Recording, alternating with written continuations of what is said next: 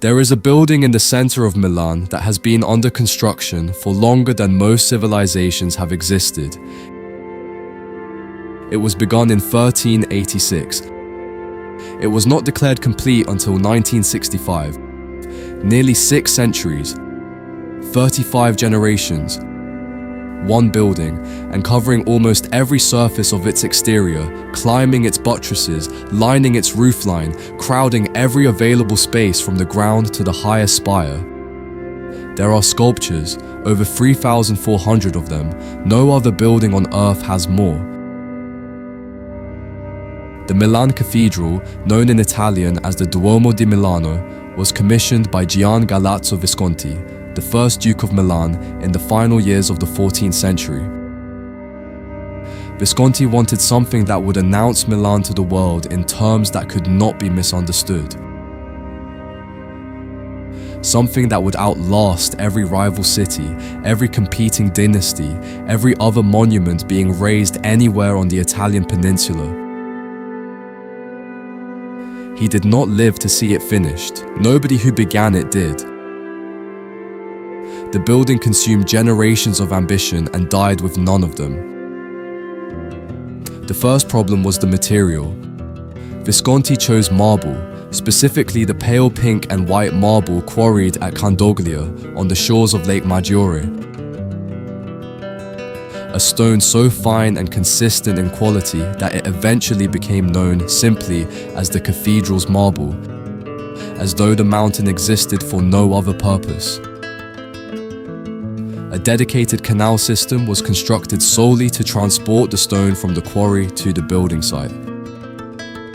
The Duke granted the cathedral perpetual rights to the stone, a legal arrangement so specific and unusual that it technically remains in effect to this day. The marble has never required payment. It has simply always belonged to the building, and the building has never stopped needing it.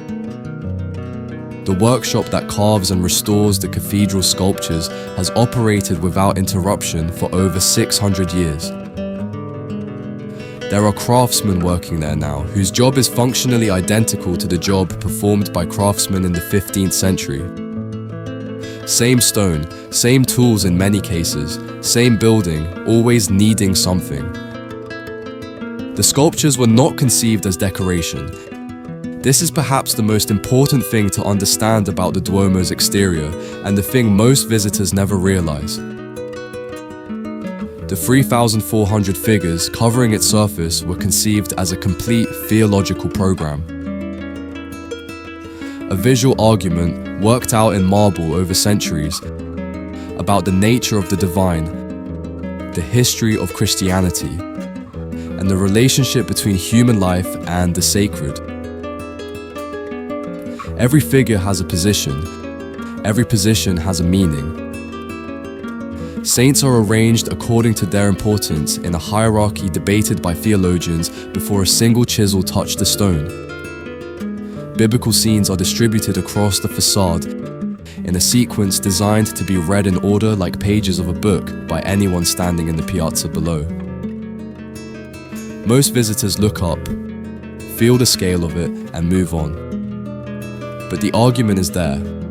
It was always there. And it took centuries to complete because it was never designed to be rushed. Each sculpture was a commission. Each commission was a negotiation between patrons, theologians, architects, and craftsmen about exactly what needed to be said and exactly where. Some of those negotiations lasted decades. Among the most striking figures inside the cathedral is Saint Bartholomew flayed, carved in 1562 by Marco da Grat.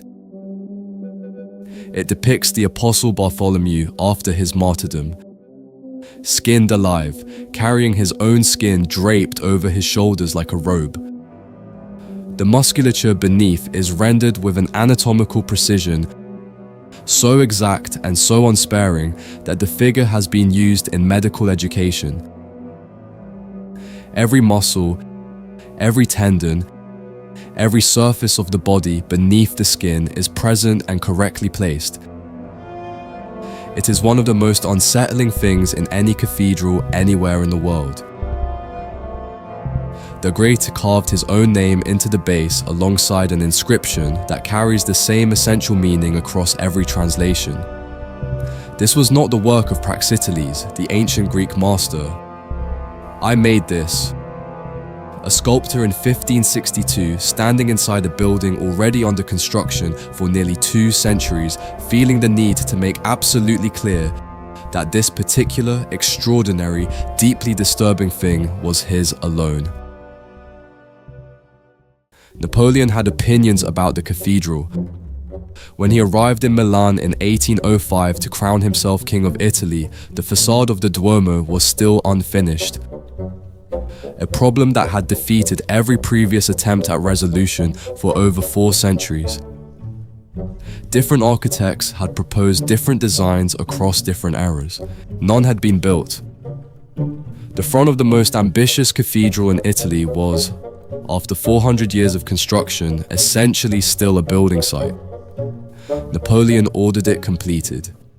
He provided funding, applied considerable pressure, and within a few years the facade that visitors see today was largely in place. Whether this represented genuine cultural investment or simply the impatience of a man who could not tolerate an unfinished monument at the center of his new kingdom is a question historians have not fully resolved. What is clear is that it took a military conquest of northern Italy to move a construction project forward after 4 centuries of architectural indecision.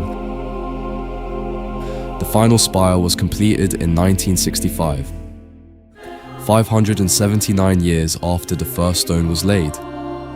And even that declaration of completion was somewhat optimistic. Restoration work has continued ever since.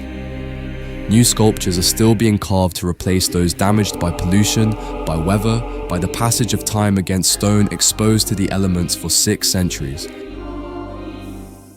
There is a phrase in Italian, fabbrica del dom, the factory of the cathedral, which passed into the Milanese dialect as an expression for anything that takes impossibly long and never quite reaches a conclusion.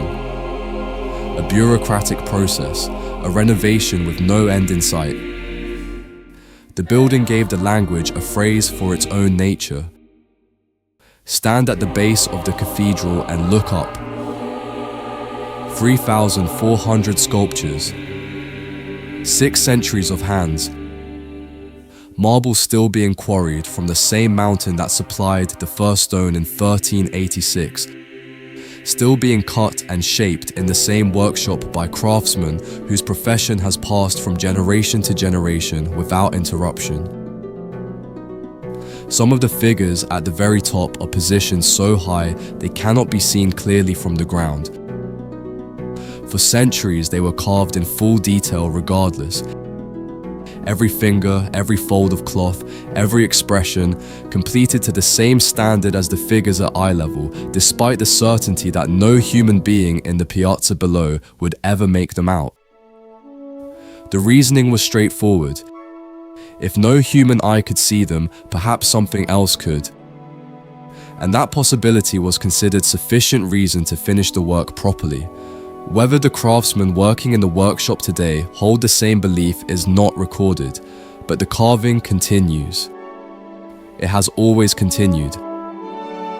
And in a building that took 6 centuries to declare complete and has not stopped being worked on since, that may be the only honest answer to the question of when something like this is ever truly finished. It isn't. It never was. And perhaps that was always the point. Subscribe for more fascinating stories from history, and if you enjoyed this video, consider leaving a like. See you in the next one.